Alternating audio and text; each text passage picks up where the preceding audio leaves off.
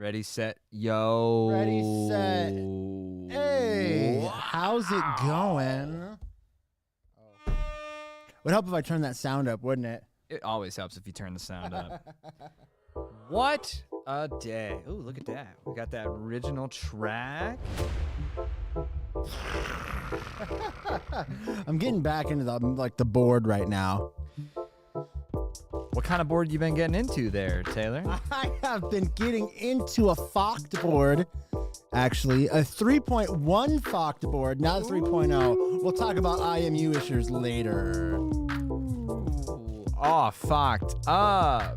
Let's go. Float Turtle, what's up? Literally, no joke. I've ridden my board maybe 6 or 7 miles. Maybe. This is the way it was meant to be. This is the way. This is the way. Float Turtle. Float Turtle with us up in the building. How many viewers do we got here? Thousands? We're getting there. We're almost at the thousands mark, right? We're almost at the thousands mark. Almost at the thousands. Yeah. Did you say that this was 17? 17. This is number 17 on the stream, guys. You know what? Give me one more second. I want to do this properly. There we go. That's what I wanted. That is exactly He's going from B+ producer to A+. It went from, dude, okay, so I'll say it live on stream. I'm not even scared. On the stream where you called me an A+ producer, I put the wrong Josh in the description. Not only did I put the wrong Josh in the description, I went full ham. I put Josh Haley's Instagram handle in the show notes. Woke up the next morning, was listening to it and was like, oh fuck, that's not Josh Haley, and like changed everything. Yeah, I'll admit it. Josh Supremo is not Josh Haley. We know all the Joshes in this world. There's too many Joshes. That's why I got confused. Quit joshing around, man. Come on, let's do this. Well, folks, it is a beautiful Friday. It's actually, well, it's cold. The past 2 days, it was like 60 degrees here in Ohio. It's phenomenal. We actually got to do some riding. And you know what? Not only did we get to do some riding, but I think the entire Pushback squad is now officially VESCFOCER. We are fucked up in this building. No shit. Yes. Yes. On Wednesday, we started the experiment. So on Wednesday, we went through and we are now filming what it's like to be from a beginner, knowing jack shit about anything, and being a beginner and in the realm of the Fokker. And Taylor got up here for a second, so I'm confused and I'm ADHD and I don't know what's happening. You're fine. Everything is fine. Everything's fine. Everything's good. Everything's fine. So the Pushback crew, yeah. So starting started this past Wednesday. We started filming. We went over to the Flight Fins crew, and actually, we got these really, really, really cool stickers from Whalecat. Bro, I love them. Whalecat is our local Vespert. And we started coining that name. We started documenting the process. So now you guys are going to get to see and realize what it takes to go through and fuck your board up, do the whole Vesk opportunity. We ran into some really cool stuff and some really disappointing things. And some big sad boy issues. You know, Taylor's not good at hiding his emotions. I am not at all. I'm not good. I would have a really bad poker face, bro. You really do. I can just look. I was like, oh well, Taylor's pissed right now. You'd have a hard time telling when I'm like unless I'm like really gone, like really, really, really pissed. You never know. I can tell when you're texting me when I'm like getting on your nerves. I can tell. I can tell. That's interesting because I don't know when you get on my nerves. I mean, that's good. I guess maybe I'm just thinking about it too hard, but sometimes you'll text and it'll be like period, then you'll just say like haha period. And usually I've just got a kid like wrangling me at the point, and I'm like I can't actually laugh at this, so I'm gonna laugh, pretend. Gotcha. But there's like a kid crawling on me at the moment. Okay, makes more sense. That makes more sense. I was like, oh no, I complained too much this morning. So yeah, we've got some FOC boards, and now it's really cool because we've started to go through an entire experiment. Now, when we started this series, what we did is we went in and we tried to do this with zero knowledge. So like we've kind of been in the Vesk building software and hardware groups, Facebook, kind of eyeballing things, but really having no hearsay about it. And one of the things that we kind of had a hypothesis about was that there's not really anyone in this space like making an edutainment level of like really breaking the barrier of like what it takes to put a little Fokker in your board and that whole setup process. So we literally documented it with the help of experts. Like we were on the phone with every one of the experts in this space. Dude, the only reason my board's running right now is because I have the personal phone number of Josh Haley, and he was sitting right next to me. Like, yeah, so it doesn't get much better than that. Now I will say this. Now, to the credit of Makers PEV and all the people in that space, like they're phenomenal about like answering people's questions when it comes about. Like not just ours, like in general, they get back with people and like solve the issues. It's really, really cool. So it's not just like a privilege of us being the Pushback Army and that. Like, now I will say there's some level of privilege in this filming, just filming thing. We literally had everybody on the phone at like a hand dial of like, what do we do? What do we go through this? Oh, also, I need to correct myself because that was kind of rude of me. Without Whalecat, also my board would not be even vesked at all, dude. Whalecat had that stuff like on lock. Let's like think about this for a second, okay? We came in.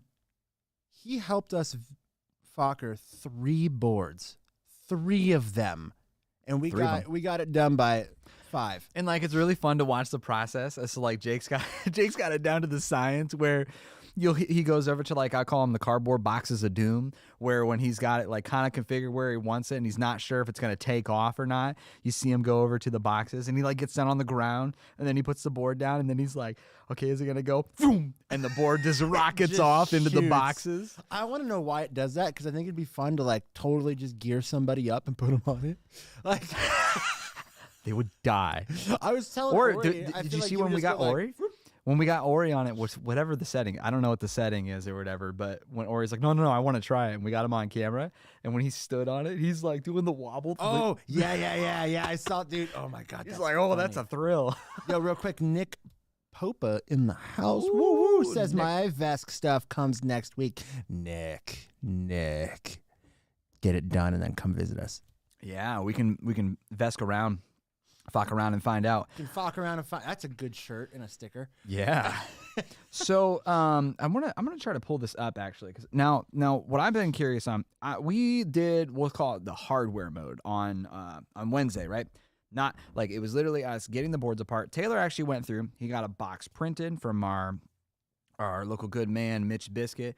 Got it. It was resin printed, right? It was resin printed, yes. It's right. Very nice, very smooth. So you got a nice, beautiful orange resin. There's like almost not a part on your board at this point that's not orange other than the rails. No. The tire. No, well, and the rails aren't orange because I just fucked them up. So if I just refresh the rails, we're all orange. Right. So we've got he's got the resin box. So we had all the parts for the little Fokker bring your own housing type of setup. So from that, we got all that filmed, him going through the process, building it.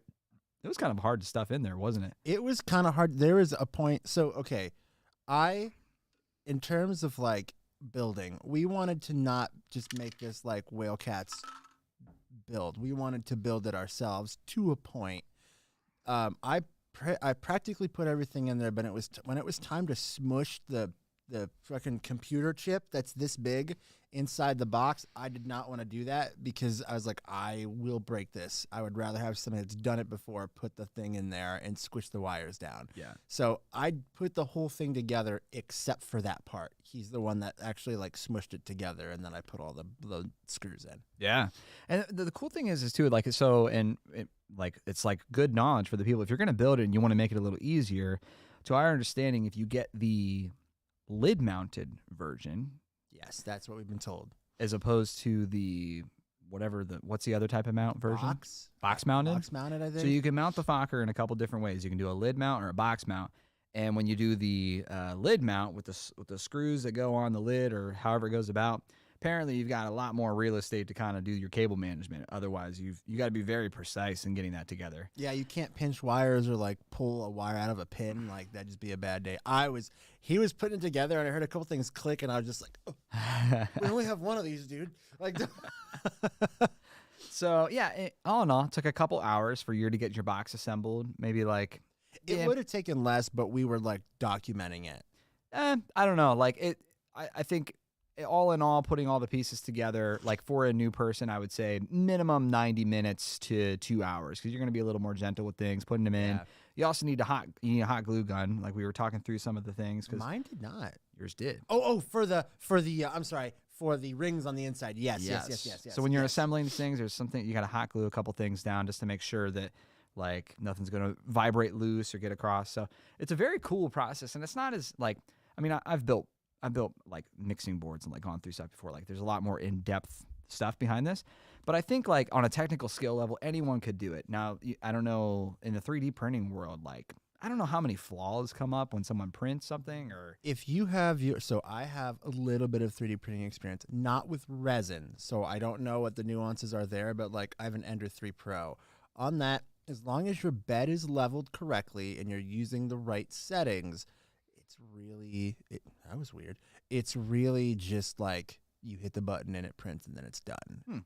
And again, that's for oh my gosh, I forget what my type of plastic is. PLA. That's for like a PLA on an Ender 3. Just make sure your bed's level and hit the button. Yeah. We did find out whatever the resin's a little more heavy than the boxes that come out. It is, but a couple ounces. I'm okay as long as it's like if that means its integrity is like stronger. Because I've heard of some of the PLA boxes breaking. I don't want that. The only thing I'd say would be interesting to see is on all of these is the waterproof the waterproof level of all of these. Now I know you can like still like go through and put some what is it, like the silicone in or like badgering kits and stuff, like going through that process. I think we should do that to ours. I definitely do. I just wanted to get things running to make sure we weren't going to need to make modifications or pull it back out because then you're going to, you want to make sure your wires and stuff. The only thing we really need to do is when you do that, when you waterproof it, do you do anything to the battery or just the controller? Well, you need to do both boxes. If you're going to badger your board, waterproof it, you're going to want to do both the controller box and you're going to want to do the battery box, or anything that's going to be able to get water into it. Could you, let's say, could you do the controller and then like a week later do the battery box, or do you have to do it all at once? No, you could do it all. Like you could separate them if you wanted to. The thing that you don't want to do is have it where, if you're going to go through and tear it back apart, or if there's something you need to get back into that box for. For instance, let's say there was something wrong with your Fokker or one of those nuts were coming loose or something. If you break that seal, then you got to redo it. You're going to have to redo it. Yeah. And then you're going to have to buy another kit or something. My only thing is because I would love to get my controller definitely sealed. Absolutely. But I want to wait until we throw a BMS in there to seal the battery. I would say it's probably going to make more sense to do it all at once, or else you're going to have your board apart like 4 times because you can't just pull the controller box out easily. Oh my God! I have to take the whole thing apart. That's right. Everything's got to come apart. I got my practice with that. It's honestly not as scary as I thought it was going to be. But it was really nice having somebody there be like, no, that's the screw that went into that hole. And I'm like, fantastic. Every time I pull my board apart, I'm as ADHD as hell, and I forget where all the screws go. And like I've had my board apart probably 20 times at this point. I always just take them and screw them back into like where they came from and leave it set. I don't put all the screws in one place. Which is what I should have done. That's always how I've gone about it. But Jake was like, here's this blue bin, just drop them in there. And I was like, bro, I don't put these together for a living. Like, I don't know where anything goes if you do. Like, I know where some of it goes, but like, I don't know where everything goes. Yeah. It's pretty simple once you figure it out. But RTA Motorsports, yo, what's up, man? He said going back to the box, any idea how big of a print bed is needed? I just bought a new printer with a 12-inch bed. If you go to Thingiverse and look up the Flow Glider box, it'll tell you how wide it is. Flow Glider, FLOWGLIDER. I would try to give you a measurement, but I don't have a good sense of that for that. Henry says 300 millimeters is plenty big. So. Fantastic. Hold me closer, Henry Dancer. That's all I do whenever I see his name. I just sing that. So yeah, we went about this process, and mine was fairly simple.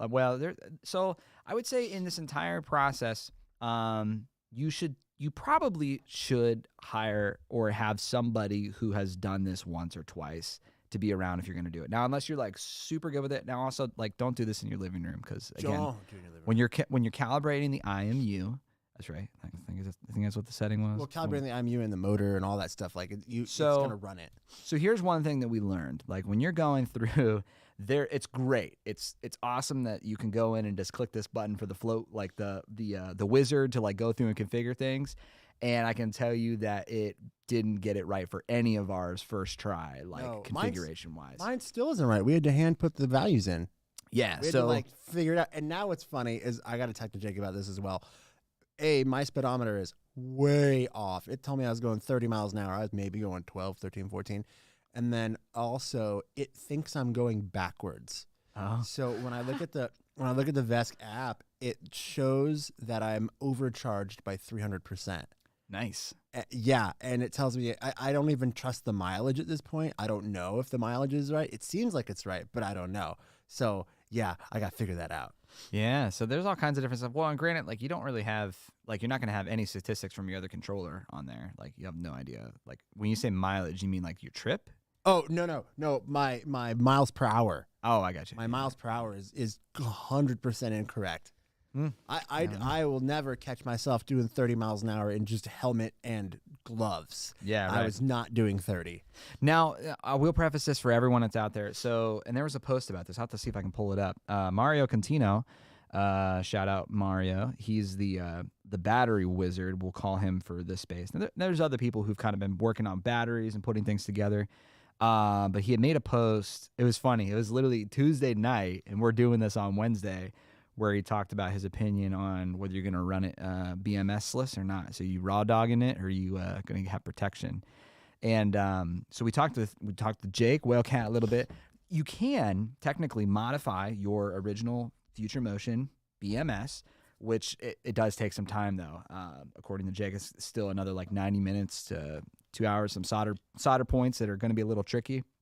So on a skill level of 1 to 10, you're probably going to need to be like very comfortable with soldering like some small parts. 6, 7, 8, 9, 10. Taylor's not comfortable with it at all. He told me, he like started explaining to me what he had to do, and then like, you know that meme where that dude's sitting there and all the math goes by him? That's just how he was telling me last night. I was like, I'm just gonna pay you to do this when it's time.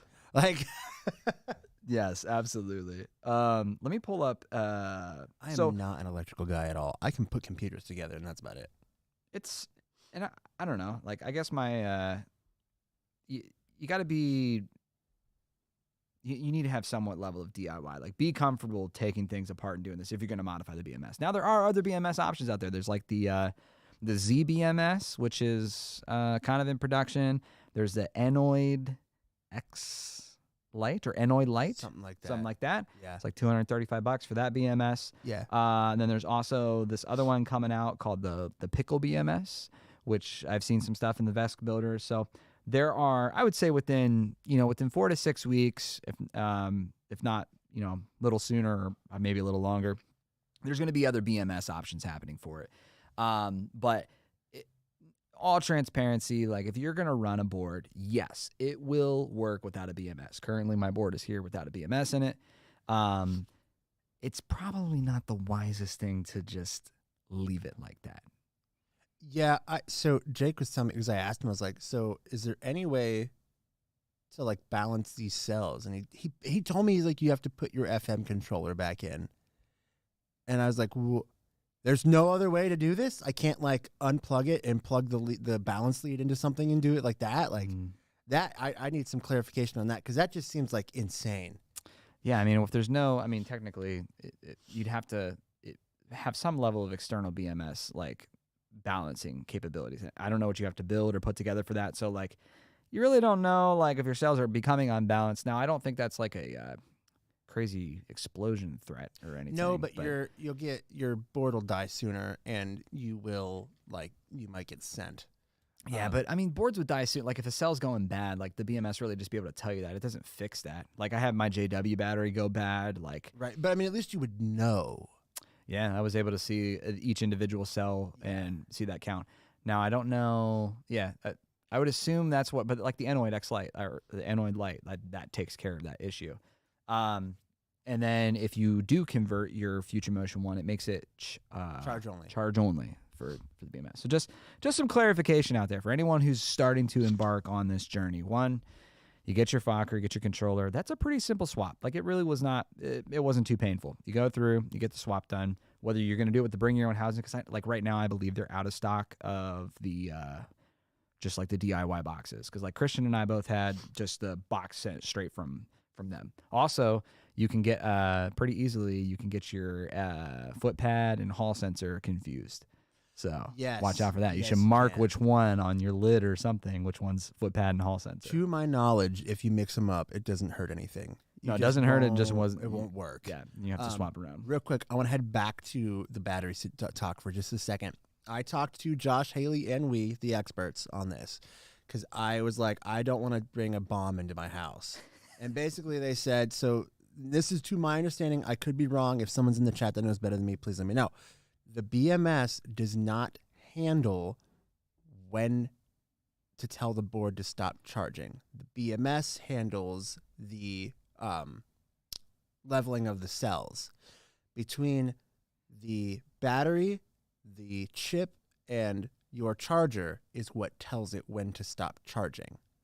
So, to my understanding, per Josh and you can plug a stock charger into a board with a stock battery, and it will stop charging. Stock. Yes, that's the kicker there. Stock battery into stock charger, and it will stop charging when it needs to.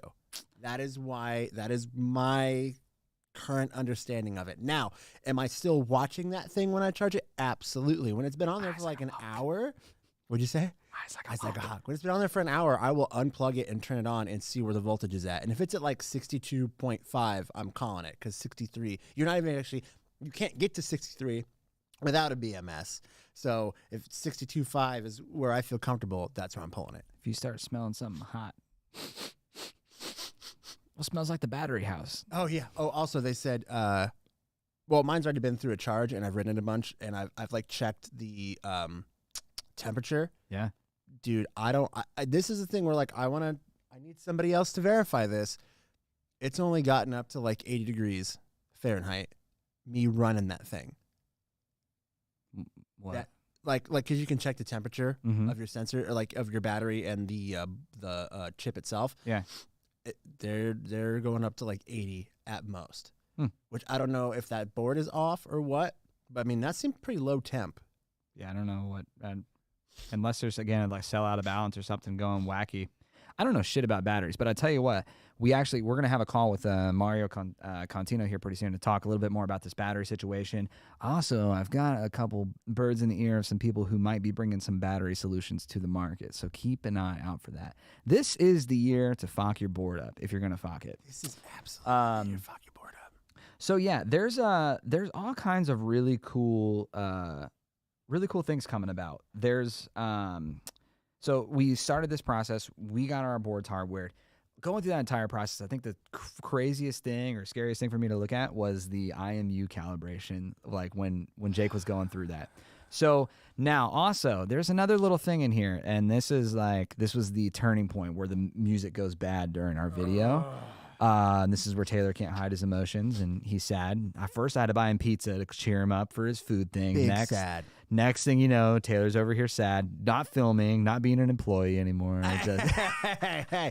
All right, so to cut to the chase, if you have a 3.1 board, do not put 3.0 software on it because it won't work. So it'll prompt you at the beginning, right? Like when you get it synced up and you get it on your phone, you'll get the float package to install. Like it'll give you some options or whatever. If there's for the new VESC software version 6 or whatever it is, there's a miscommunication between 3.0 and 3.1. So all of the ones that are shipping that are 3.1, like there's a bit of we'll call it a clarification that happens there. Watch out for it because your board won't sense it'll say IMU not detected or something like that. And also to add to that, I have a 3.1 board, and so does Christian. When we went to install float package and all the things that are necessary with it, it would not show me the firmware for 3.1. It only showed me 3. So we were like, oh, I must just have a version 3. And that's what it was. So if you know you have a 3.1 and it's not showing 3.1, grab the package from somewhere else that is 3.1 and then just do like a custom upload of that. Yeah. So, all right. RTA Motorsports said you do not necessarily need a Bluetooth module as it has one built in, right? It has one built in. Correct. Now, if you fuck it up and you install the wrong firmware? Yeah, the 3.1 onto the 3 or the version 3 onto 3.1, you're going to have a computer on hand. So, yes. So, but again, you can still, okay, so here's how this works. When you connect to your board from your phone, which, by the way, if you have an iPhone, you can do it, but it's going to be a bitch because it disconnects like every 30 seconds because of some reason, I don't know. Yeah, some privacy thing. You have to connect it to your phone, and then what you do in the phone is in the start menu, there's a thing called TCP Enable or TCP Bridge. Enable that. It'll give you an address to go to on your computer, and then in the VESC tool on your computer, you go to Connections, TCP, put that number in, hit Connect, and then your computer connects to your board through your phone. Mm-hmm. And then from there is where you can upload the right package software. Gabriel says the BMS does more than balancing the cells. It protects the cells from overcharging and over discharging. Mario said that running a setup without BMS is very, very dangerous. So here's what he didn't really need. say it was very, very dangerous. He just said your board was incomplete. That's a little bit different. So here's what we need. We need the three figureheads in my mind right now. Josh Haley, Brian and Mario, because I'm getting conflicting information right now about how it's either not dangerous or it's everyone's very dangerous. got a preferential opinion so far.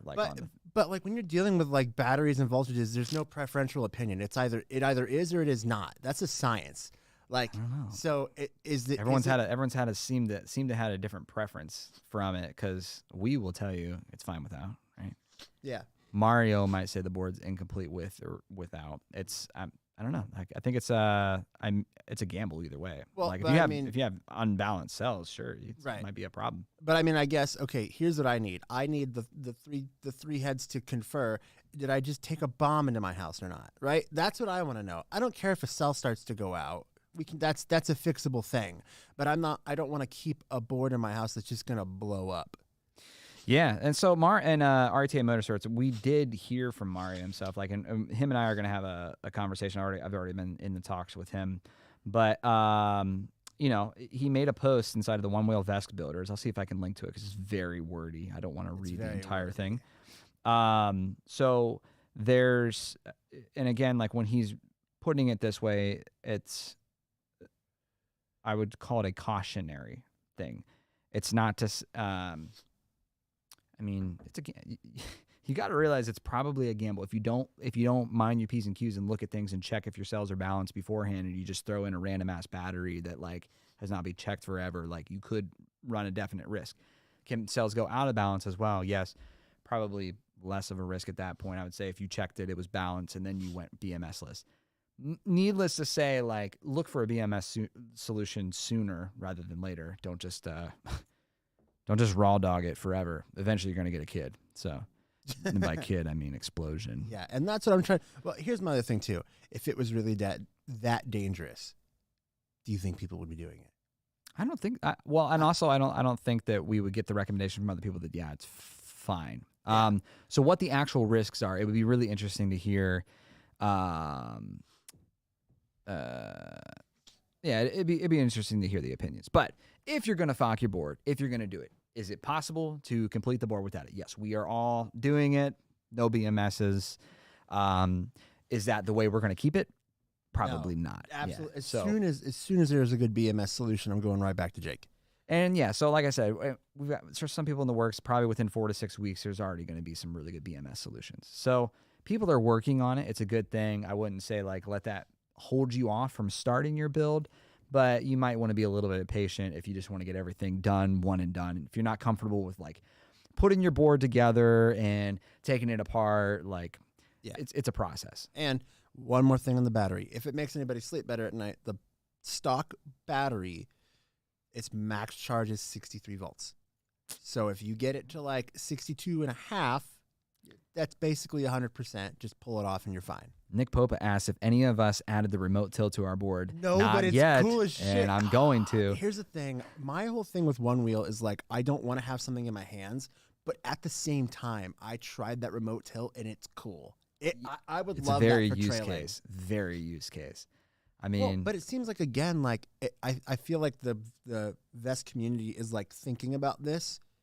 You can just turn it off. yeah. And like just put the controller, like you don't have to take anything apart. Well, I think when you first like want to do it, you have to add something to your board. But like besides that, if you just don't want to use it, you just turn it off. Yeah. And then you just keep going. Simple. And there's no issues. The amount of flexibility and customizations and things you can do. Now the remote tilt, the cool thing about the remote tilt is really so on trails, like if you're if your nose is gonna dip, you're really pushing hard, like that nose you can really manipulate the way it was going. It was so fun when we were filming. I'm like, here, someone else take the remote and just screw with me and see what happens. Remote rodeo. Yeah, remote rodeo. So like it unlocks a lot of really cool options. And yeah, as Nick was saying, it's surprisingly intuitive compared to like using a remote for an electric skateboard. So like honestly, I think the biggest thing, like if there's any inventors or innovators out there who would like start to look at this is like deconstructing a remote and somehow and like building it into a glove or something where you could like. Can you imagine how would you? I'm thinking like something like this, but at the same time, like sometimes when I ride. Yeah, I would say like if they were to build one, like having like a knob on the side of the glove or something like that. Oh, that would be dope. Or like right here. Yeah, That would be cool. Some level of it. I'm sure that someone will get really creative with the way to do it, or I don't know. I'm sure someone will figure it out. But for now, I mean, it's not really bad. The remote size, you can get a smaller remote. It's pretty cool. And it's like $30. Yeah, dude, that is the cheapest thing I've ever done for One Wheel. I'm gonna. Here's what something I want to do. I don't think many people have done it like coverage wise. Taylor, I'm going to mirror my screen to my computer. Rad. And let's go like this. Let's go down here. So we're gonna do some live time coverage. Now, I have not looked at any of this stuff really. I've kind of waited as much as possible so we can document it and you can see what a stupid person does when they learn. RTA Motorsports says Nintendo Power Glove. Exactly. Oh my All right, let me go gosh. turn my board on here real quick. Yeah. So are we talking about quick tunes right now? I don't know what we're talking about. So, I'm gonna ask you because what's his name has given you Jake? Yes, Jake has given much more information on it. I was packing things up when we were going through this. So I do want to say, like, there are certain things in there that I still don't understand, but for the most part, like tuning the board to act a certain way is at this point pretty simple. Maybe not quite as intuitive, but like the numbers make sense and the help actions make sense. Yes, now in the app, if you click help, it'll actually, like a real human wrote the help, and it'll tell you what the recommended values are. All right, so check this. First thing that happens when you load this up, it says something, especially after it's been configured once, and it keeps asking me this, even though I've checked load without asking. It says load custom user interface because it wants to load what you did. And so you'll be able to see my screen here. And then so I've clicked this multiple times, even though it just keeps doing it. So I'll click yes. I want to load this custom interface because this is what was configured with Jake and that whole time. So we load it up, and now we can see some of those values with my board sitting behind me. Now I'm not going to actually mess with my board, but let's talk through a little bit of this app here. So what's like at the beginning here, what are some of these things? What's this configuration tab? So you obviously have your configuration. I'm not sure what the Vesk remote quick pair does or the setup input does. That's probably what would the Vesk remote quick pair be like that remote? I have no idea. Maybe. I don't know. Okay. But as you go down, obviously you have your invert motor directions, your backup configs. Once you get your board to a writable state, I would just make a quick backup. And then it backs up to your phone, not your board. So if I click backup configs right now. Well, are you connected to your board? Oh, yeah, duh, you'd have to be. Yeah. All right. So as well as the configuration to start with Vesk, if a backup it will be overwritten. Continue. Yep. Just say okay. Okay. So we're going to process a backup live time. And so now if you do something to your board and you're like, I can't write it, you just hit restore configs. All right. So I come up here and restore configs. All right. And then now where does it actually send this? Send it? Where does it save it? It stores it in your phone. Oh, okay. Is what Jake told me. Like where? Like, can you actually see this file somewhere? Like, I wonder if it's under files or something like that. I don't know. Okay, so go down for a second so I can show them that wireless bridge to computer, that TCP. That's what you'll hit activate if you ever need to go through your board from your computer. Got it. You'll go from there. Okay. If you go over to RT data, that's real-time data. Yeah, over on the app. Before I go over there, and this tools, what else is here? So we have setup Bluetooth module. We have restore configs, invert motor directions, multi-settings. What's multi-settings? I clicked into it, and it was talking about things I had no understanding of, and he did it anyway. Scanning CAN bus. All right, so, okay. So sensor mode, it looks like you can change out your sensor modes, which is kind of cool. Write general to all Vesks and close. So you can you can mess around with limits. Now, didn't Jake mention something about the limits you can change? Yes, but that is where the math started popping up in my head, and I was just like, I'm just gonna let him do this. Yeah, so I think these limits and stuff, that's where you can change it to really like push a lot harder. Maybe we'll ask Jake about this. Yeah. So it looks like those are some of the things you can do, and then also there's some Fox settings. So as you can see, when you get into this application, that's how you do that from here. Oh yeah, your zero vector frequency is already at 24. I don't know what that means. That was part of the process to get rid of the crunch, the motor crunch, is to bring that up to 24. I gotcha. So then it looks like you can also set some BMS settings in here. I mean, so there's a crap ton of things in here, and the big thing I'll say, like when you get into this, like really understand that there are a lot of complex ins and outs on this. Like if you're starting to look through these things, you're gonna have to educate yourself. And as we've preached over and over and over and over again, Vesk is not a Little Fokker is not a product, it's a project. So there's like me personally, I'm gonna be educating myself live time, it looks like. I do want to not dissuade people from this. It is a project, but once you get it up and running, it's pretty stable. Like it'll just run. Stable, yes. Now, but here's the thing that I want people to understand, and this comes down to personalities, right? So like if you really just want to like one and done it, run and go, like I can personally say I would not recommend you go with the Vesk unless you have somebody close who's willing to fix the thing if it breaks or if it goes down or if something happens. Very stable. Let's say, God forbid, your phone cracks, it dies, and you can't find, and some reason, somehow somebody messed with your settings or something like that. Like a lot of variables, I know they're probably very rare, but in that token of like, you want like a one and done ride thing, or you don't have any general knowledge of like what might be going wrong, might not be for you. Yeah, I think I'm just saying it because I'm fairly computer literate, and I understand the values that I'm looking at.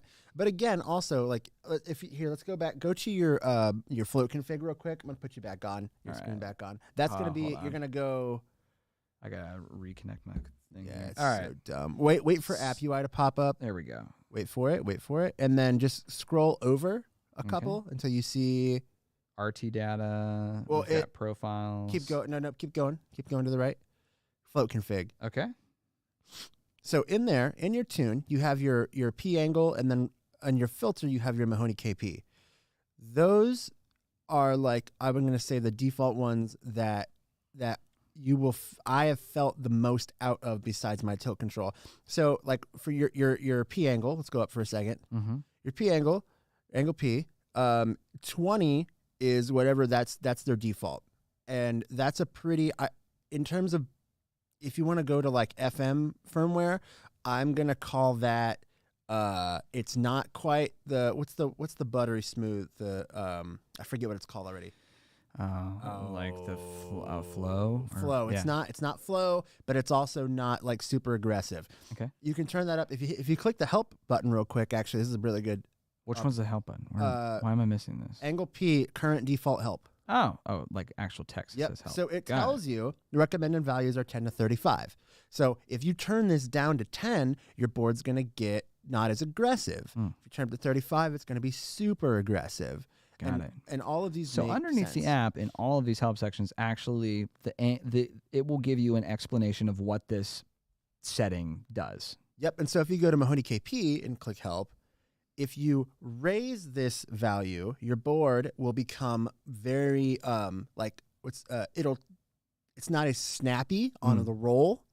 Whereas like if you turn it down, your roll gets real snappy. So for instance, if you want like a board that's extremely aggressive, you would put your P value to 35 and your MKP value to 1.5, and now you have a super aggressive board. And then to flip that, if you put your P value to 10 and your MKP to 2.5, it's just very smooth. So all of these things, and I'm sitting here being like, yeah, I still don't know what the fuck he's talking about. We will go over it more now. So this is the good thing though, like, because you got to understand. Now, if you're watching this live time, you're seeing what I'm doing here. I'm an audio engineer by trade, so I'm looking at a lot of these things, and they're like, I already can tell you, I have a lot to learn before I even start touching it. Now my board's working phenomenally right now, so if I get on and write it, great. But also I'm gonna be like, I ain't gonna touch this until I have like an hour to read through all of these things or talk with somebody about it. The best part, real quick, I'm sorry, I don't mean to interject. If you do something to like your P value or your MKP and you're like, oh my god, I don't know what I did, there's a button that just says default. Yeah, just you hit can that go straight and then back hit to right. the default. Oh, also when you're making changes, you change the number and then at the bottom it says right. You have to click right, or it won't. Now what's read do? I have no idea. So so technically writing something would be writing it onto it, like that's saving it. Reading is technically loading in most cases. I wonder if you can like reading somebody else's preset and then bring it on, like if you just connect to their board straight and then read it and then write it to your own. I'm not sure how that works. Maybe. That's a Nico question. So, and also we are planning to have Nico come on the show and kind of talk us through some of these things. We're going to talk about this app in more in depth. I just wanted to kind of go through it with you guys live time to see like where we're at with it. So at the very end of this too, it says packages.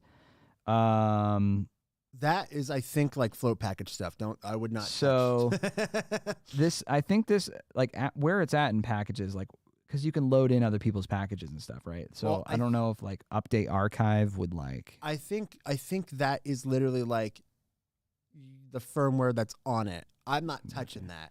So there's also app configuration in here. There's a timeout in here. There's all kinds of different stuff. So I think what I'm going to do is just go through and literally read every single one of these help docs. So for people that want to think about this, and again, when I say project, I don't mean to say like it's hard. I mean, you're going to have time behind this thing, right? So in total, we filmed for, we'll say about 10 hours on Wednesday. We were installing 3 different Fokkers. All 3 of them, when we installed them, had different issues, okay?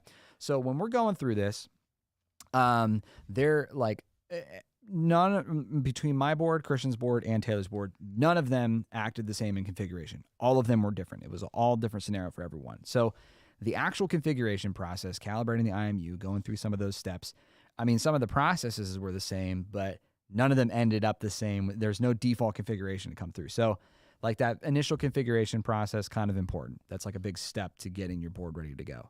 Then after that, like right now, when I'm going to be going through the app, we're probably looking at another 3 to 5 hours to read through things and like play with it, see what it does, default back to my other one after I see what it does. So again, I want to stress though, playing with the way that your board feels is it's not difficult. It's gonna maybe take, honestly, you're saying 3 to 5 hours. If you just go through float config and just look at those settings, we're talking 20 minutes. Oh, for sure. Like 20 minutes to look if you and see how to don't make it know, work. if you don't want to know what the rest of the things do, right? Right.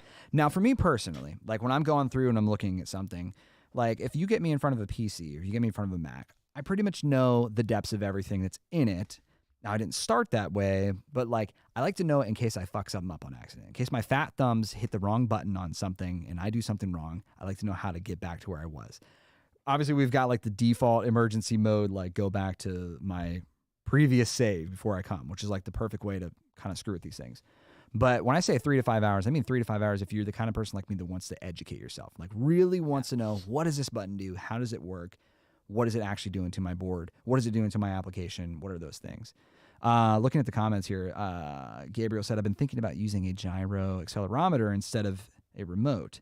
What if you tilt the board by tilting your head? It'd feel more natural than a remote. The only problem I have with that is where your head goes, your body follows. I was gonna say, I'm thinking about that. Like, there's a lot of times that I'm like looking up or bouncing over trees or something. Like if I'm on trails, like I duck my head down, all of a sudden the nose the board just like dips. dips. I'm trying to think of like a really good way that we could solve that problem by not using a remote. And I'm honestly thinking like having like a scanning thumb light. on a string.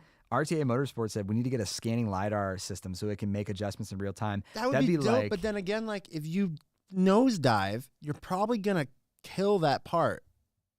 I don't. That's what, like if it was built in, like behind like where the LEDs are and the sensors and stuff.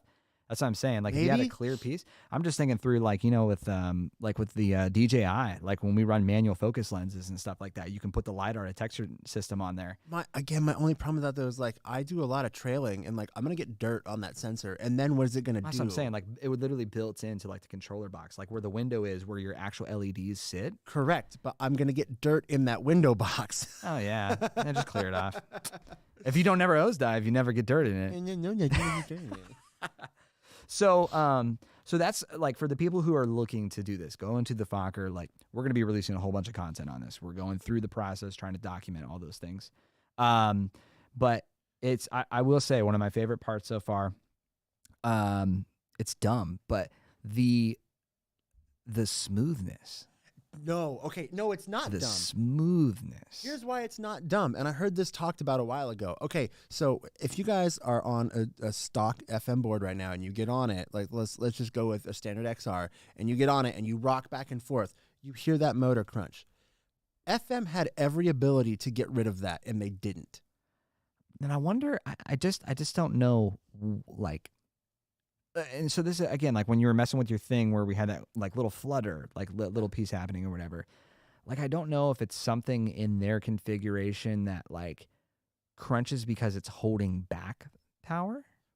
But if you put like if you take your like let's say we do like my p value at 10 and my NKP at 2.5, that's a smooth board that's not very aggressive. It doesn't do it. If I put it up to 35 and 1.5, it still doesn't do it. Yeah.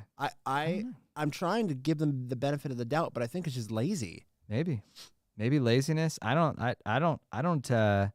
have no idea why they would do that. It's a very interesting conversation, but if you've never ridden a Fokker board, right? If you've never ridden a board that has a vest controller in it versus a future motion board, when you go to take off on your board, my GT, my XR, my Pint, doesn't matter what it is, there's like a little, it's a little creak, and it kind of goes. The best description that I can give is if you've ever played Skyrim and you hear the skeletons walking around, that's literally what it sounds like. Exactly. So very, I would just call it, I want to say saggy. Like that's what I think of. Like I think of the board sagging a little bit, like not giving me a full amount of ass, like when it comes out of it. When you get on a Vesk and you ride it, I mean, it's like butter. It's like I can push, I can go. I don't get any creaky noises. No sound. It's like it makes, okay, so like my XR was already quiet. It is quieter. Yeah. It's such a buttery feeling. And I love it. I'm a very much board feel person, and that's like, and I love that I can rock back and forth on it, and there's no crunch. There's no crunch at all. It's beautiful. Taylor, I'm going to go back here real quick because I know we were going to talk about RT data, I think is what the screen was. RT data. Your real-time data. All right. So like comparatively, when we're looking at this thing here, we've got, so we have current, duty, ER, PM, and power. So not just your speed anymore. You can get all of this data back on what's happening with your board. And real quick, my favorite part of this screen is right below that where it says battery. No, go back up. Okay. It says battery, and then it has your voltage on it. Oh, your 59.8 volts. 59 volts. Unfortunately, this is some data that Future Motion boards, especially after a 4.2... 10, I believe 4210. No GTs can read it. Like you could install the community one wheel app, but you couldn't read that data. Like so, which again, why? Like why? I actually want a genuine answer from somebody from Future Motion. Why block that? That doesn't make it doesn't take away from your IP for somebody to know what their cell is balanced at. Well, and I think most of that comes down to the fact of, I don't know, maybe repairs, maybe something like that. I don't know. But okay, so let's talk about this for a second. I will say this is a pain in the ass that it keeps disconnecting. Taylor has hot takes today after he's been on a vest. There is literally no reason for FM boards to be the way that they are. There's not. They have total control over it. I guarantee you there's some developer at Future Motion right now who has the back end open on a board and can do whatever he wants. And like, let's talk about the cell issue for a second. If one of your cells goes out of balance, again, there's no harm to your IP for somebody to know that. In fact, it would benefit your IP because if I know there's like 3 cells out of balance, I'm probably not going to write it until I get a new thing in there. So I'm not going to get sent. Yeah. But also, I guess that data allows more, I don't know. I'm feeling spicy today. I'm very right to repair. Feeling spicy. Right to repair it. Now, if I go down here, Taylor, and I'm in the RT data, and I scroll down to this next page where it says, use yaw will drift, and there's like a little picture of this box. What does this mean? Use yaw will drift, no idea. But the box is your IMU. Does this? So look at this. Ooh, if I tilt my board around a little bit. Yeah, you can do it on roll, pitch, yaw, all that stuff, and it does it all. The button, have no idea what that checkbox does. All right, so and here's another one of my concerns with people. If you're like me and you like to press buttons and see what it does, I can tell you this much. I've seen this board rocket off being engaged, all right? Like for real. I've watched the board rocket off. So you probably shouldn't do this in your living room. You probably shouldn't go to a daycare and do it. Just full warning, messing with these settings, it fully unlocks the power of your one wheel, which means if you really wanted to, you could have it chase down your grandma. So there is some... Let me put it to you this way, right? So they have recommended values in there. You could go way above and beyond those recommended values. Like, I don't have to stop at 35 for my p-value. I can keep going. I don't want to do that because I'm scared, but you can. So there's options. And again, if you're like me and you like to press buttons, then see what it does, just go do it in a garage and be fully prepared for your board to jet off. Yeah. Maybe. I don't know. Maybe that's not a thing. But at least I know when Jake was configuring it, doing his whole IMU stuff, I watched him do it, and thing took off like a Bronco. Venom was hungry. I do want to talk about a couple of my favorite features, actually, if you can. Yeah, let's see it. So it is something that some people say like is a small thing. I love the turn tilt back. The what? Like when you turn sharply on your board, instead of on a Future Motion board, on an FM brain, when you turn real sharp because you're not going very fast, the nose dips. Mm-hmm. On this, and I have mine set, the default's 10, I have mine set to 15. I think that's kind of aggressive. When you're going, the board will want to stay level. Mm-hmm. So it won't dip, and it'll give you that power going through a small turn like that. I think that's the raddest thing ever. And then also, there's constant tilt back, which helped me do nudges with it. So for some reason, and I think this is a feature, not a bug, because we're talking about like when you're going down hills and stuff, the board wants to stay level so you don't or tail drag all the way down the thing. Well, when I'm going up onto something, I don't know what the board's thinking, but it likes to drive my nose down when I'm like trying to nudge onto something. Yeah. So I set my constant tilt back to like 1 to 1.5 degrees. So that way, as I'm going up and over, it doesn't just dive. It just wants to stay up. And that like totally solved my issue with not being able to do nudges. I see. That's pretty cool. Go I ahead. have another question in here. Yeah. So I know that like on my board right now, it's enabled to be posied. Yes. How do you change that? So click where it says tune at the very top. Tune. Okay. Yep. And then go to stop and scroll all the way down. There's a feature called, it's right at the top there. It says Treat both sensors as one. Look at that. Disable moving faults, enable dark ride, enable reverse stop. So as you can see, like there's some things in here and there's a little help thing that explains it. There's some pretty cool stuff you can do. Real quick, so reverse stop is the setting like on a pint where you start to go backwards and it disengages the motor. Oh, I got you. So what do they call that? Simple stop. Simple stop. It's simple All right. stop. There's another, so go back into stop real quick. I'm in there. Or I'm sorry, click on or tap on stop. Uh-huh. Let's go to tune modifiers. I think it's in. Scroll all the way down for me. Oh, and it disconnected. This is what you're going to have to deal with if you run it on an iPhone for right now, unfortunately. Oh, yours connected quickly, though. I wonder how you fix that. I wonder if there's a way of like, all right, where was I at? Flow config, tune yes. modifiers. Try scrolling all the way down for me. Bam. There. Okay, it's not in that one. Click on that again, or tap on tune modifiers again. We're going to have to go through these. Go to startup. Startup. I'm still trying to figure out everything is too. Okay. You're actually right where you want to be. So Enable dirty landings. dirty landings. Dirty landings is cool. So dirty landings is like in any other scenario where like an FM board would turn off when you hit the ground. It's just gonna keep going. Scroll up a little bit. So soft start. You know how when you jump on an FM board, if you like are just getting on it and you really press in, it just goes. Yeah. This does not do that. This allows you to go like this. Whoop, and it just kind of pulls you off nice and easy. If we go simple start, I forget what that is. You'd have to hit help on that. I don't know what that is. But again, this help button like really gives you it gives you some readings into it. So not again, if you know how to read, and you know how to look at things, then it looks like your questions can be answered right inside this app right there. Firmware button, it looks like you can come in here and change it out. Obviously, you can see I have a little Fokker V3 installed. This is where you could probably come in and load other things in. I don't touch the screen. BMS settings. I don't have one. Looks like you probably could configure it to some extent. So, yeah, you just kind of get to unlock it. It's kind of like, you hit the inspector tab on your phone or on your computer and you kind of just get to unlock those things. So Yeah. I don't know. That's what I have for today's episode. I know it's 3:58. I'm gonna stop mirroring my phone here. Start playing around with these settings more, but we're making some really cool progress. I'll say that much. So for all the people in the stream, if you're thinking about fucking your board up, here's my suggestion.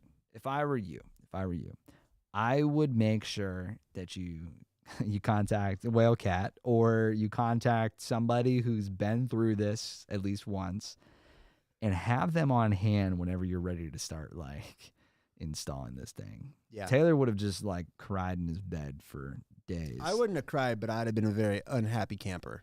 I don't think you would have got it accomplished. Well, no, you would like not knowing the whole setup with the hands. You know what I mean? No, I would have had to call somebody, and then that would have been like a multi-day process. So yeah, like, and there's chat threads and things to go through, but like our speed of priority going through this might have been a lot quicker just from us having the connections. Like it could be, you could be without your one wheel for 3, 4, or 5 days until it got like configured and figured out. So be wary. You are unlocking the potential. With great power comes great responsibility. Yes, and before we end, I do want to go through one more thing. I have some quick tunes for you all. Again, this is within like 6 to 10 miles on a board, so, do with it as you will. P-value at 35, MKP value at 1.5. It's very aggressive. P-value at 10, MKP at 2.5. It's very smooth. The default 20 and MKP at 2, I think it's totally writable. I don't have any issues with it. I experimented a little bit. P-value at 35 and MKP at 2. It's very carvy, but it's also very responsive. I'm kind of tempted. I'm like excited to try that on a trail. And then your P-value at 10 and your MKP at 1.5, aggressive roll recovery. So if you're like this, it's very like aggressive to get back up, but it's smooth forward and backward. I don't necessarily have an application for that. It's just a very weird feeling. I can't wait for somebody to redesign the UI and UX of this and get rid of all these fucking PMK Mahoney y'all shits and figure out a name for these, like, to make it so user friendly that like you just understand. But I want that. That's good for you. I don't want it. But I want to be able to be like, okay, my MKP at 1.5 is too aggressive. Maybe I want to take it up. The number goes up to make it smoother. Maybe I want to go up by like 0.2 and see if that happens. Now, I would like a section where, like, I've heard them called tune cards, so I'm going with it.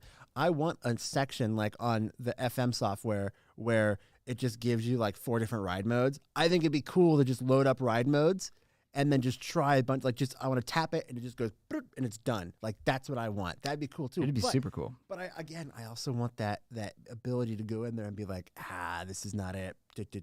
There it is. Oh, for sure. And I don't think that I'm talking about eliminating the mode. I'm saying I'm just going to wait for somebody. Like, I'm going to love the day when somebody actually thinks about the UI and UX and the terminology of these things and makes it real dumb simple to know what it is. It's like the difference of when I go in Logic and a compressor is called like an XT6586 something. Yeah. But when I go in Ableton, the compressor is called a compressor. Right. Like, I understand a little bit more. Right. I'll be interested to see when the language barrier gets a little bit simpler, or there comes more like, again, more of the presets and whatnot. But then like when you could select into that preset and kind of have a general idea of what those main settings were. I think it comes down to folder configuration, actually. That's what it is. Folder configuration? It's folders and subfolders when it comes in. Because when you come in, you see all these settings back to back to back to back to back. You need advanced configuration setups. When you get into that, it shows more of those things. But on the front end of it, it's much more like there's more simple, like your primary steps that come out the bat. I think that's a good idea. Like, you just like your start, like the first page is just like, here's what you actually need to have for you to configure how your board feels like. And then anything past this is like a super tune. Right. So it's like, it's again, a folder within a folder of like, oh, if you're messing with, it would even be some level of logic thinking of like, if P value has some level of relation to K value, but like you're usually not going to mess with it. Like, you're going to mess with the P value, but then something doesn't feel off, you can tap into it and then start messing with the K value. So it would like link in relation. It would link in relationship to the things that, again, we're talking folder hierarchy of things, right? Like, if you go into Apple settings, it doesn't present you with 150,000 settings all on one page. Right. It's, oh, well, I'm in this kind of category. I'm doing this kind of thing. Yeah. That's how I'm going to tune it for. Yeah. Just saying. But who's ever developing out there? You know what's great about this though is we've seen so much progress in the last 6 months. So right now, I mean, I feel like they're very focused on the back end and like making everything good. Dude, just hire us. We will make the front end. We can't implement it, but I'll design a front end for you that's fucking awesome. It's going to come. It's going to come, people. So that's it. That's what you got for us for the Vesk. Welcome to another episode. I know we didn't have a lot of one-wheel news, but we're going to keep following up. We got the float wheel coming out here pretty soon. They're doing some developments. We've got Fokker boards all over the place now. I still got a future motion board around here, so we'll make sure we give some love to that. We got Oak City. We got Oak City Shred Fest coming up, or this weekend, or is it this weekend or next weekend? Stokebird? Next weekend, Stokebird happening. So all these ride modes, there's some really cool products coming out. I'm telling you guys, you're gonna love 2023 for the level of products coming out. Yeah, just saying. It's gonna be rad. Boom.